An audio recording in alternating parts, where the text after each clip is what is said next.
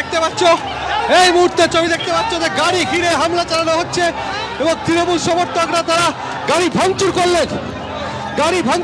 এই মুহূর্তে দেখতে পাচ্ছ রীতিমতো উত্তপ্ত পরিস্থিতি। বিজেপি প্রার্থী তিনি প্রতিবাদ করেছিলেন, এখানে ছাপ্পা ভোট চলছে, তারপরে তৃণমূল সমর্থকরা চড়া হয়, তার গাড়ি ভাঙচুর করা হয়েছে।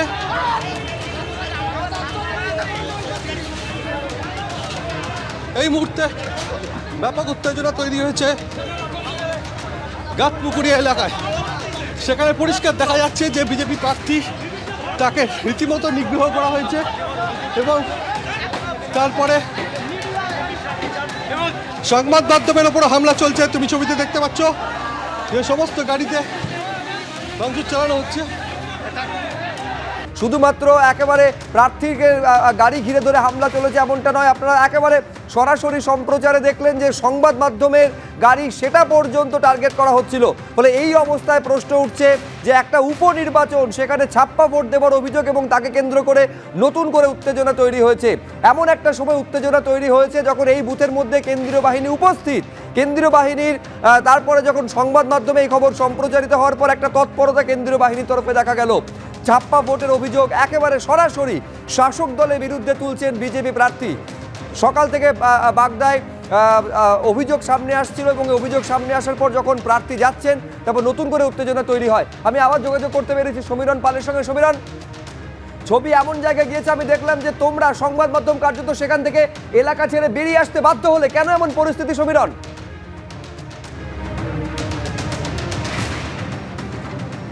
একেবারে সুব্রজিৎ, রীতিমতো সংবাদ মাধ্যমকে ধাওয়া করে তৃণমূল সমর্থকরা।